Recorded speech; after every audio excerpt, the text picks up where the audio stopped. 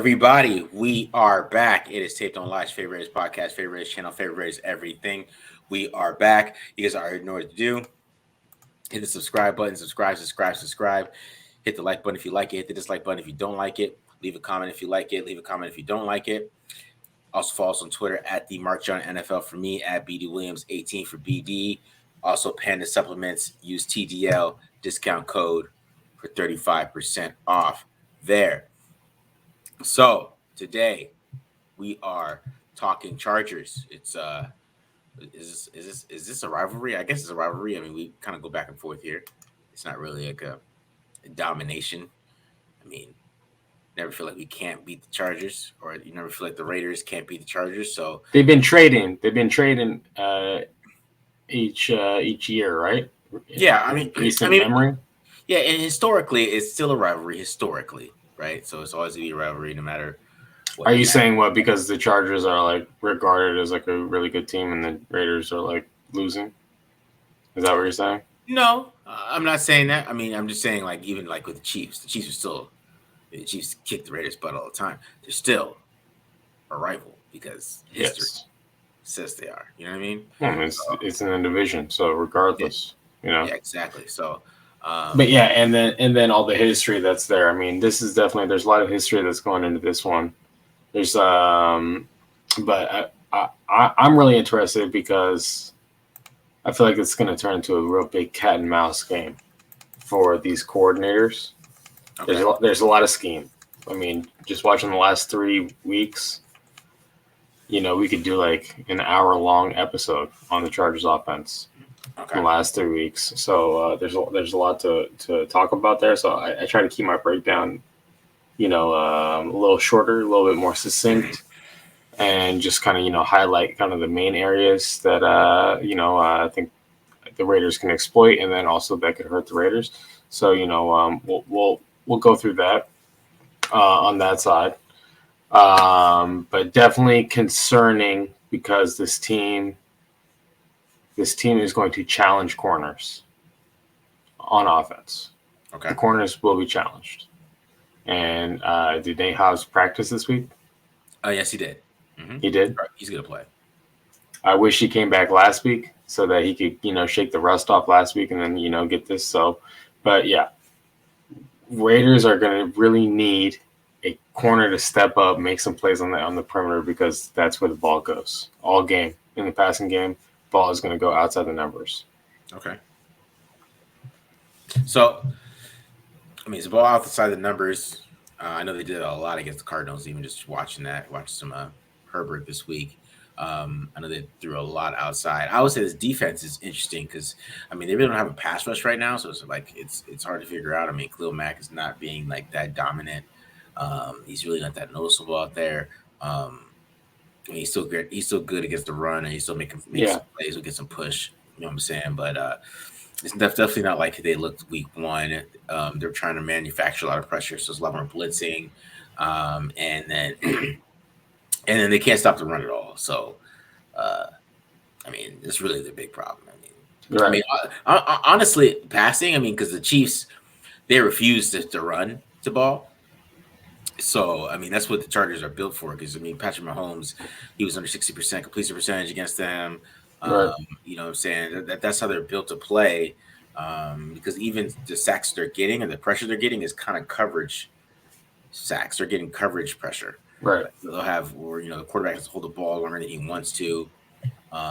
So that's what they're getting right now. And then, of course, they got Derwin James. And, Derwin James is basically half my highlight. So, yeah. Yeah, I mean they got Derwin James though. So you got to run the ball. You got to run the ball against this team. They like you're saying. First of all, they got a bunch of light defensive linemen. Yeah. They want to manufacture the pressure and send blitzes and things like that, and they want to play too high in the passing game. Again, in coverage. This team really they want you to pass the ball. They want to get into a third and long. Yeah. Get him into second and shorts and make him put 8 in the box, make him play man-to-man coverage, make him play single high. That's not how they're built to play like big boy, like rough physical football. Mm-hmm. You put a whole bunch of tight ends in the game. You know, you got 3rd and inches and just pound the rock down their throats. That's not what they want to do. So that's the game. That needs to be the game plan. Like simple. Hopefully, Josh Jacobs giving him, just let him take this week off. Just get the mental reps. We know where he's at. He doesn't even need to touch the practice field. Okay, just get that calf in ice. All right, and be ready to get out there this week. Yeah, it's gonna be a Josh Jacobs day, which should have been week 1. I don't know why they didn't try to test it week 1.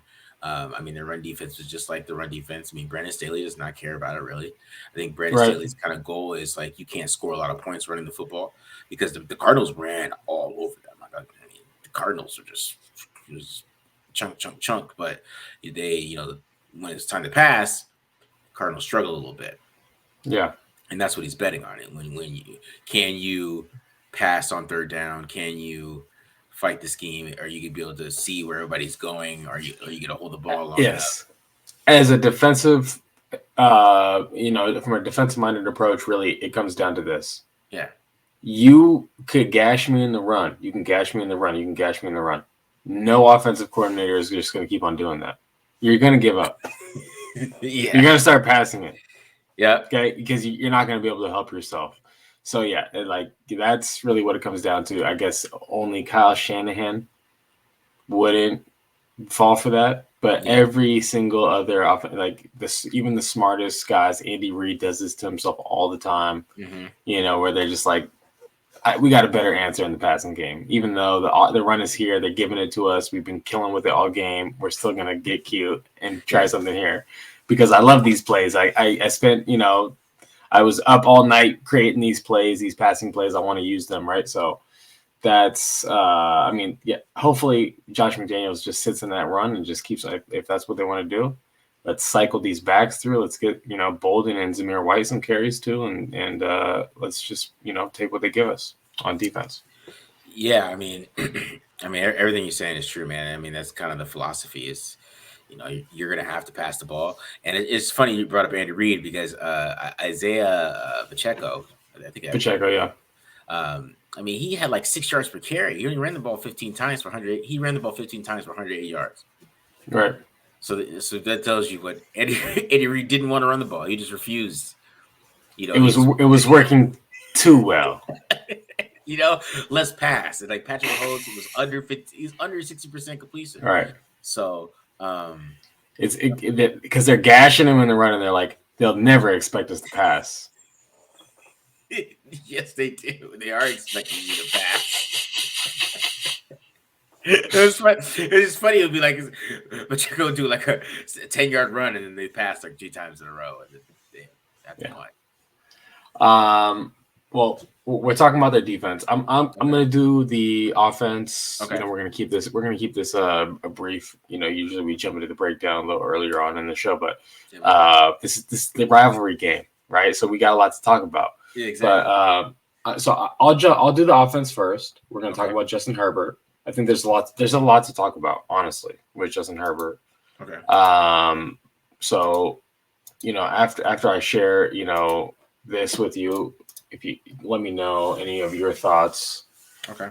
Because I have a few. All right. So first, we're going to talk about the Chargers run game. This is a team that they're going to run the ball. They're not good at it. Their offensive line, you see them getting blown back here. This one technique, doing things looking like, things that Andrew Billings might do out there. Okay, here's another example of them getting out there on the perimeter.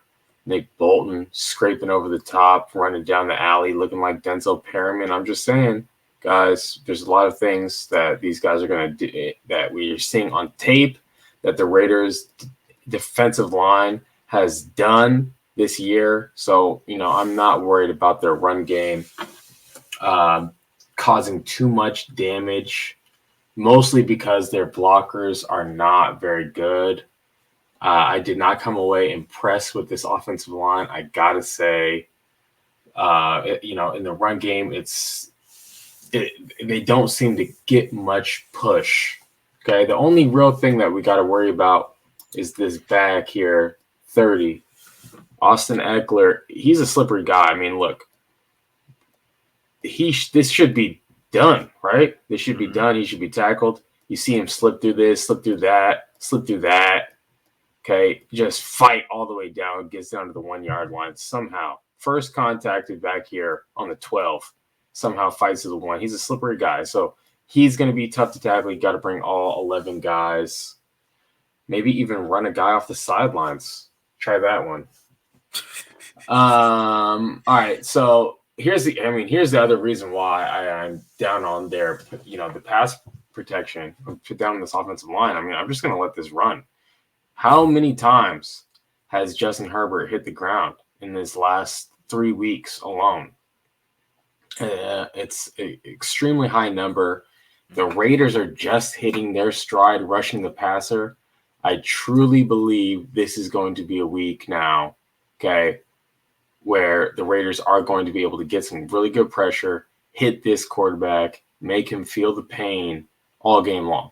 Okay, so I mean, and again, I'm just letting this run. I'm not even stopping this. This is just a ton of pressure on this quarterback. Some of this is on the offensive line getting beat. Some of this is just like this one, the quarterback right here. You got this free rusher. You got to get rid of the ball. Can't take that sack. Okay. Now, let's talk about what they do well. This is a horizontal stretch offense, meaning, okay, so many of their plays, so much of their offense is just this smoke motion, now screens, bubbles on the perimeter. They're trying to stretch you all the way horizontal. They're trying to make you cover every single blade of grass all the way to the sideline. That's a big part of this offense. We see it here, different formation. Now it's a little bubble tunnel screen, whatever you want to call it, out on the perimeter. Again, they're going to stretch you all the way horizontal, side to side. Now, when they do, here's another screen. Here, now screen. Again, in rhythm. Raiders got to have an answer for it. Now, when they do want to get into a little drop back, they got to play action.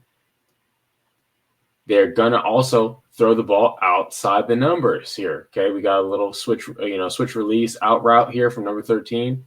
Again, Herbert wants to deliver the ball outside the numbers. They are going to challenge these corners, but I think it is a slightly easier game plan because so much of the offense is out breaking. I think the corners have a chance here to sit on some of these, just like number 20 did right there.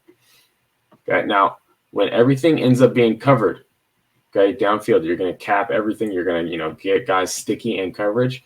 Justin Herbert has no problem throwing the check down in rhythm. Okay, again, outside the numbers, horizontal stretch, make you defend every single blade of grass. And Herbert gets to these check downs pretty quickly. And the reason for it is he wants to give these guys a chance to run and get some extra yardage. Okay, now, when they get you, look at all this. Look at all this window dressing. Watch 48 here. When they get you running horizontal, okay, watch the defense. Everyone's pushing. Okay, when they get you running horizontal, that's when they start taking shots downfield. This is a sick throw. Receiver did not get his feet in. That was still a sick throw. You see, this is when they're going to start taking shots on the field. Again, what happens? Motion all the way across. You got guys having to widen. You're making them cover every single blade of grass now.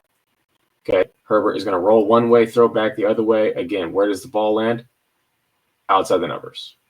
Okay, this is all where they throw. So the corners are going to be challenged a lot in this game. We need to see a big game from Marcus. We haven't seen one since like week 3 or 4. All right, now the other thing that the Raiders really need to focus on is keeping Herbert inside the pocket. Now, he's good enough. I'm not trying to say make him play quarterback. All I'm trying to say is he's good enough inside the pocket, but gets even more deadly when he leaves the pocket, in my opinion. Some of the best plays that he makes are outside of the pocket. This is a sick one right here. Austin Eckler ends up dropping that one. Okay, here's another one where he gets outside the pocket. Okay. Across his body. Okay, he's gonna make you pay. And part of it comes down to this. Watch Nick Bosa. I'm not saying he's a bad player. I'm just saying there's just a slight little mistake that he makes right here. When he gets chipped, I think he gets a little anxious because he goes, okay, I'm late now. I'm behind in my rush. And then he gets all the way upfield. And when he gets all the way upfield, he gets past QB depth. Herbert takes this as an opportunity to go for the escape. And he doesn't escape all the way, but look what Herbert can do when he's on the move. Like, he is better throwing on the move, in my opinion. Look at this throw. I know. Just, oh my God. Don't let him do that. Okay? That's all I'm trying to say. He, like, when he starts running, especially rolling out to his right, he can just make some insane throws. And the other part of it comes down to this. You need to have a gap control when you are rushing the passer.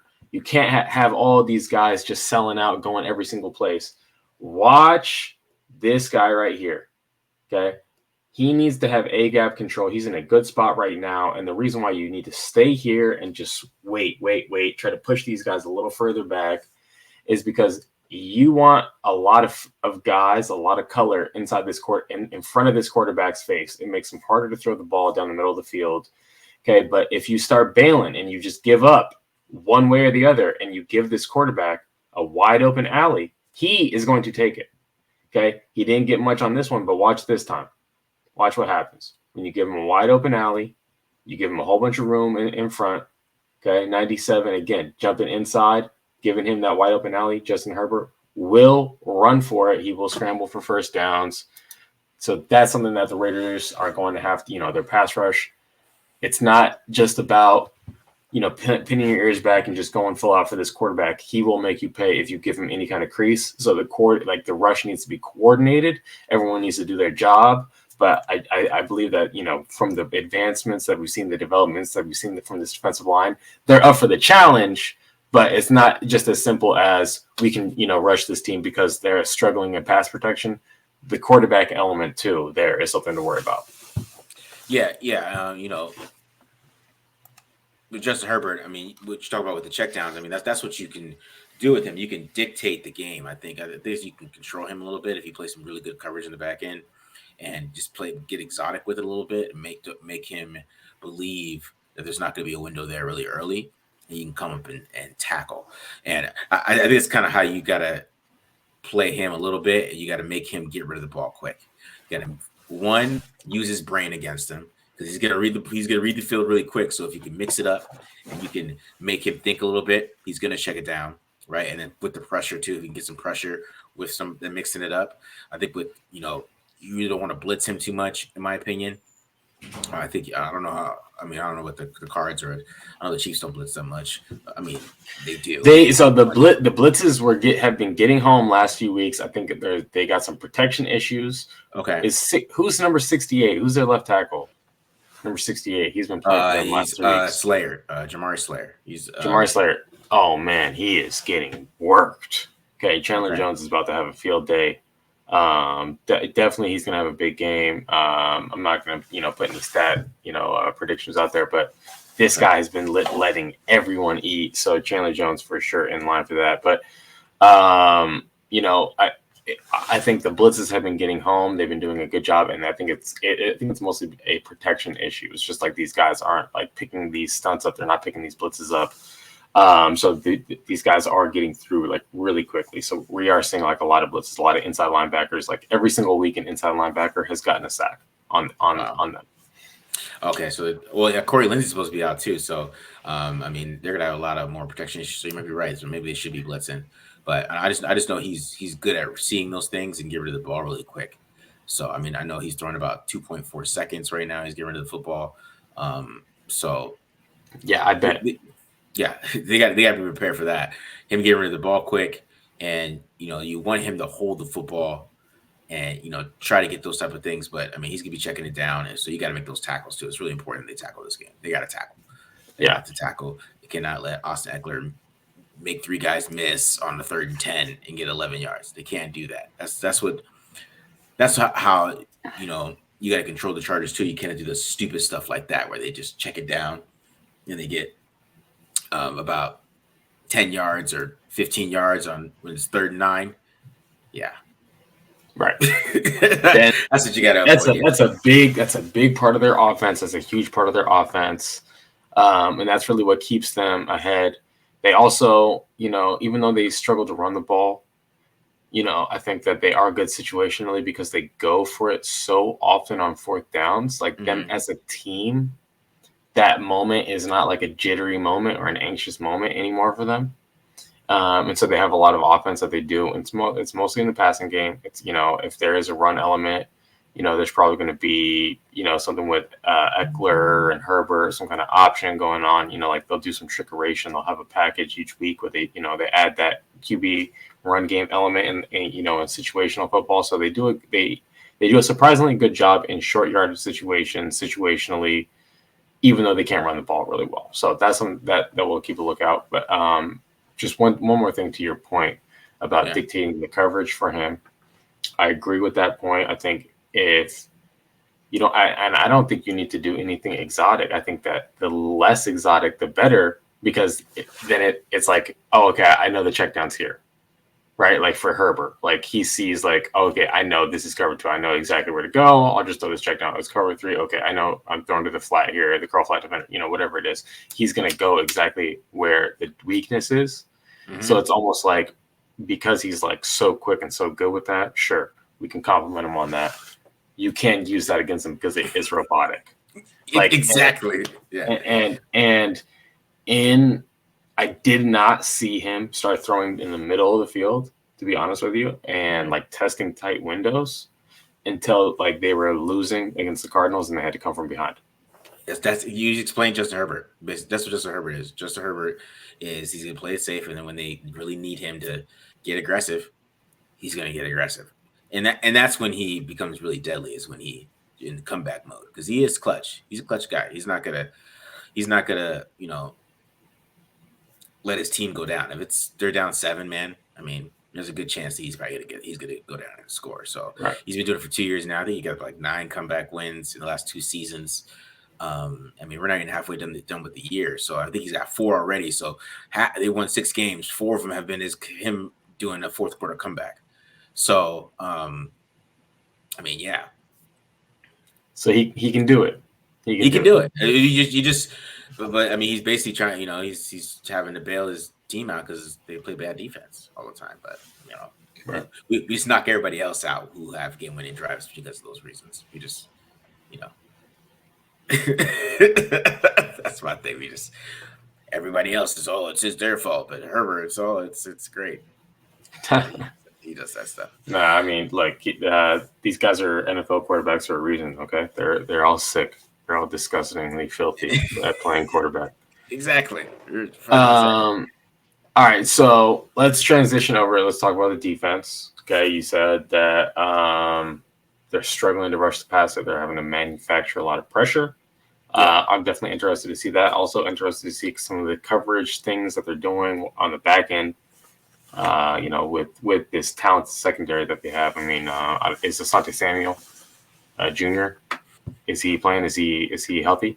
Yeah, he's playing. With the secondary is interesting how they work. I know Bryce Callahan, he's out there. I know he's going to be playing too. I think I always forget he's 23 out there. I don't know. They just didn't look as impressive as they did against the Raiders in Week 1, and I don't know what it is, or it's just it's a tough scheme, or it's just like they just aren't executing it right. I don't know, but it's tough because I'm gonna go over some of it with the Chiefs. I mean, the Chiefs still had a little bit of problems with it, but nothing crazy problems.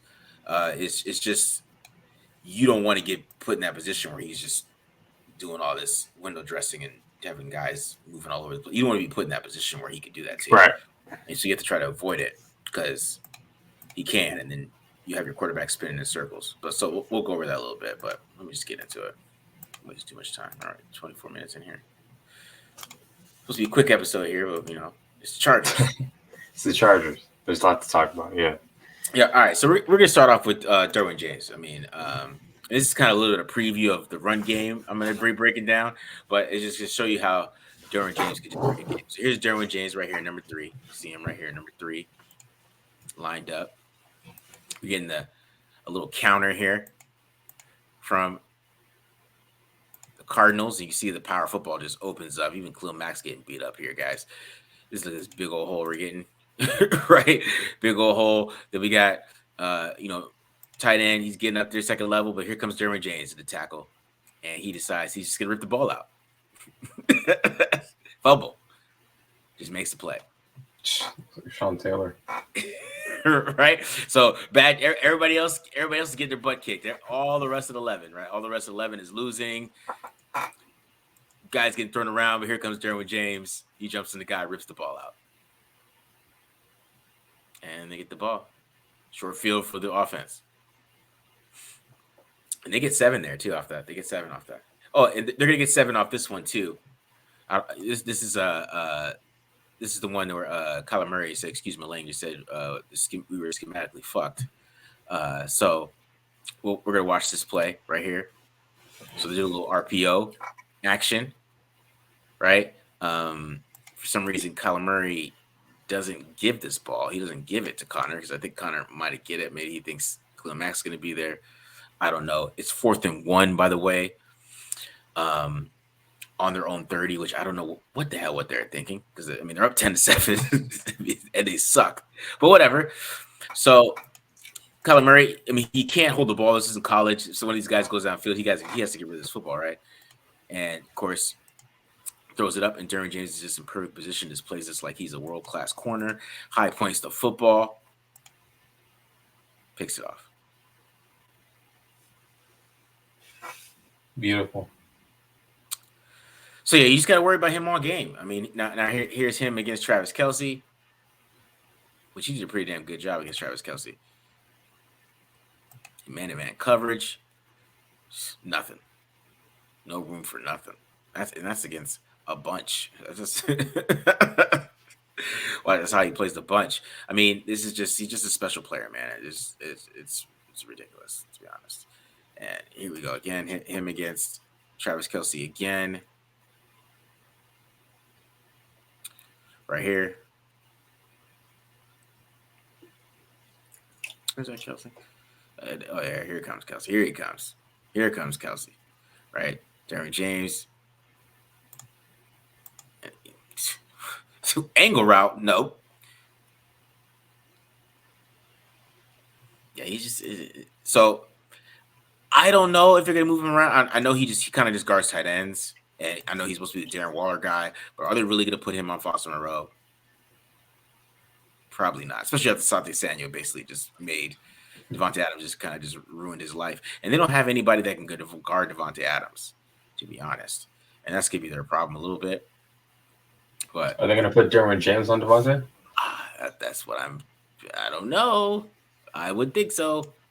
I would. Okay. So Khalil Mack's still out here. He's still playing the run really well. I mean, this set up the 4th and 1 play right here. This is Khalil Mack versus Kyler Murray. I mean, this is not an easy tackle, my friends. That's a great play by Khalil Mack. So he's still out here, but they really don't have that much of a pass rush. So we're gonna watch, some of this. There's just a lot of clean pockets here. Look at all this time. Look at all this room for Kyler. Didn't really have any pressure. He didn't have to run really there. He could have do it to Hollywood if he really wanted to. But you could just kind of see. I mean, this is nothing. And the Cardinals don't have a good offensive line. They got some rookies playing. This guy's a rookie. Max Garcia is not good. Josh Jones. I mean, if you're a Kevin Feature fan, I guess. But just look at this pocket, man. This is all game. Kyler had all day to throw. I have no idea how the Cardinals lost this game. I've been trying to figure out how the Cardinals lost this game for a minute. They ran all over them. They couldn't get pressure, and they lost. I don't get it. All right. And you just look at this pocket. Look at, you know what I'm saying? This is just eating. Easy. No pressure. Real quick throws. So what do? You start blitzing, right? So you're going to have to. So here they are. They send 5. You see it right here all across the line. They're going to have Murray drop out and 42 drop out, right? So here comes 5, but nope. And, of course, they can't tackle. That's one thing. They don't practice tackling over there in Los Angeles. You see here, you'll get positions where you can get Adams, like they got Hopkins, one-on-one these linebackers when they start blitzing because it really puts these linebackers that have trouble covering in bad positions. Boom, right there. Of course, like I said, they can't tackle. Easy touchdown.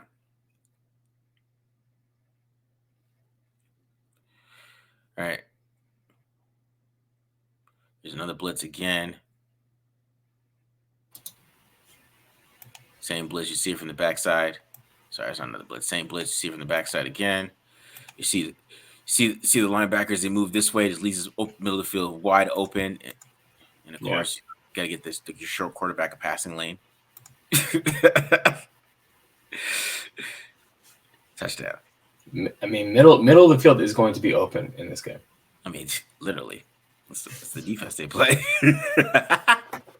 Literally. Like I say, here we go, another blitz. And this time, as I'm talking about, you're going to get these one-on-ones with these linebackers, right? You're going to get Travis Kelce one-on-one and Kenneth Murray on this one, okay? Off the blitz, you get a one-on-one with Kenneth Murray. Huge play. Off the blitz. So, I mean, they're blitzing a lot. I mean, I haven't looked at the number. There's way more blitzes I've really seen a Chargers defense, because I didn't know he did not want to play. He does not want to play. I'll tell you that right now. I mean, you're not getting pressure. I mean, they got Chris Rumph out there. You know, Chris Rumph is undersized, undrafted player. He's out there, trying to get out to the quarterback. So, tells you a lot about what's happening on this defense with them trying to get pressure. So here we go, center 5 again. And, Derek Carr we want Derek Carr to hit this hot route, but Kyler Murray decides he wants to bail out of here. They get some pressure on this blitz right here.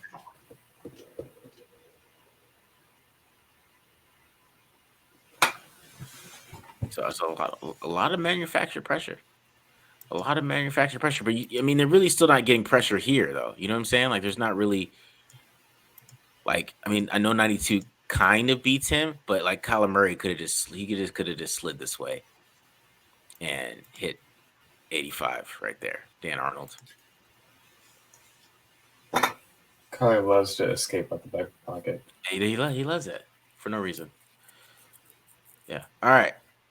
But even then, like I said, they still have some great coverage right here. Let me check this one out right here. You can see, everybody's gonna be locked up on this one. You see James, he's locked up all over Kelce. There's really nobody open.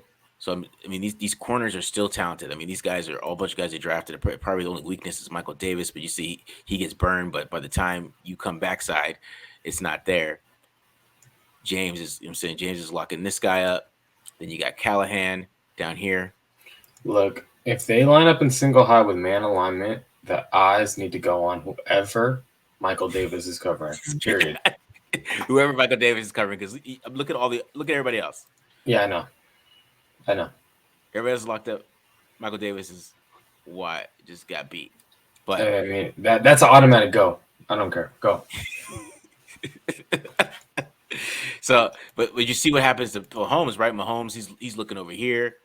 There's nothing there. He can't even come backside by the time. I don't know why he spinned out like that, and he's throw it away.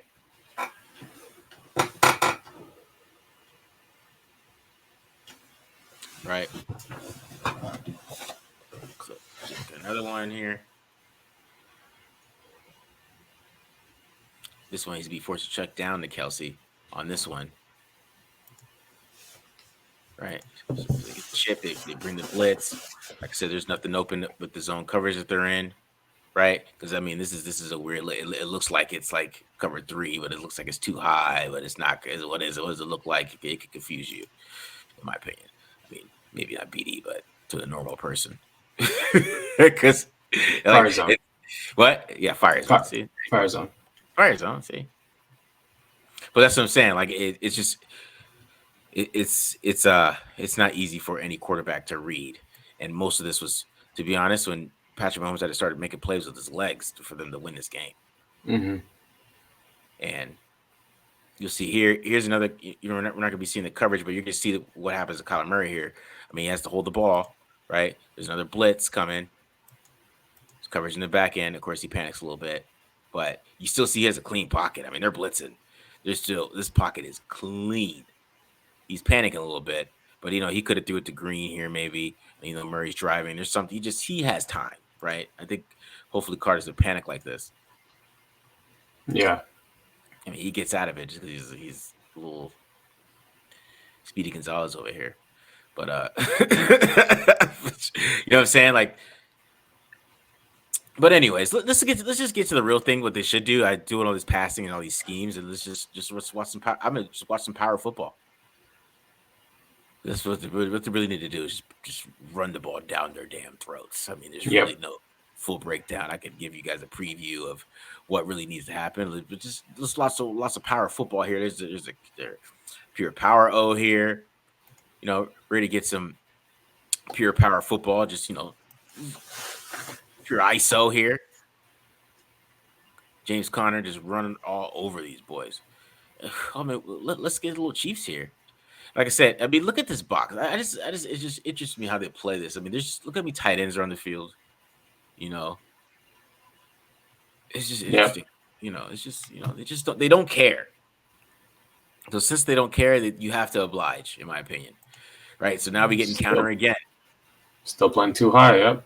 Yep. Counter. Look at that. Look at that hole, guys. This is. Look at that. This is just it's easy. Guys on the ground. Derwin James got to save the day. He got to force fumbles. Here we go again. It's just the boxes. They just don't care. They don't care. Look at this. Look at me tight end. This is 13 personnel, guys. They don't care. I know this is kind of like a good number, but they're like still in too high. They're like they're trying. Okay, it's 13 personnel. I guess we have to come down a little bit. Like he's still not low enough for me. Yeah. He's playing quarters. Just look at these holes, man.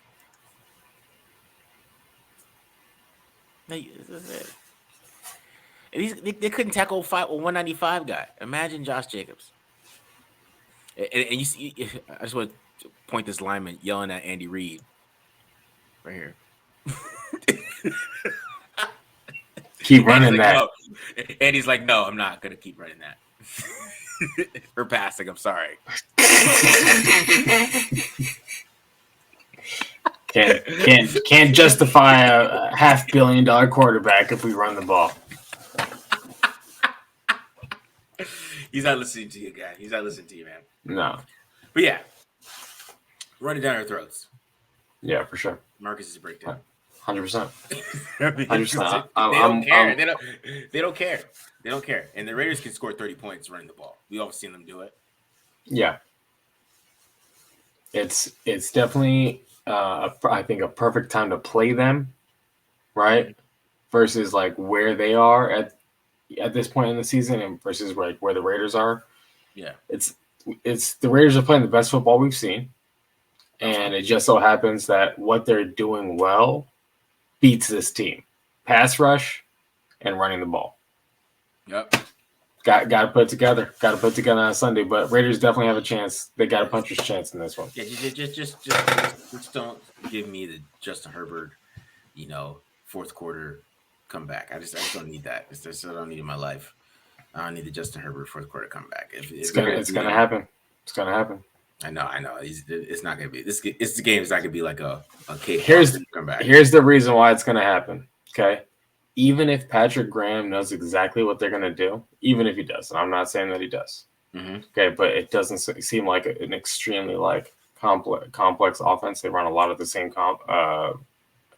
plays, concepts over and over and over again. And they pop up throughout the game, throughout each of these last 3 games that I'm watching. Right, same routes, same mirrored route concepts. A lot of high-low stuff on the outside breaking routes. Stuff like that. Anyways, yeah. Even if Patrick Graham knows exactly what they're going to run, when he starts going and calling stuff that's like a little bit more exotic, a little bit more designer, right?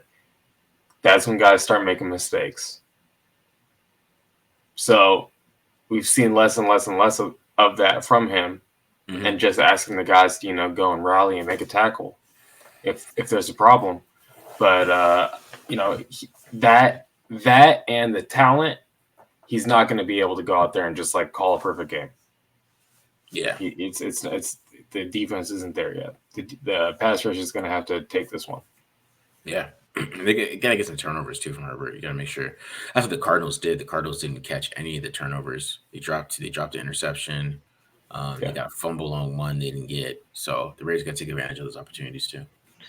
When they are playing from behind, when the Chargers are playing from behind, Herbert will put the ball into tight windows. He has the talent. He has the arm talent, right, to be able to do that. But that's when the opportunities for turnovers are, start happening.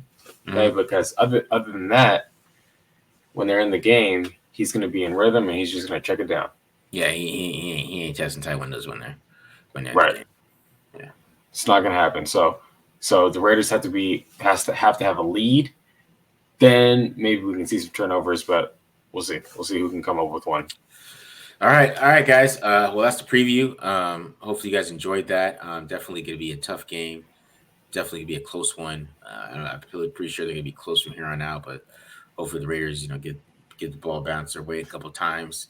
You know what I'm saying? And that's probably how they're going to end up winning this game.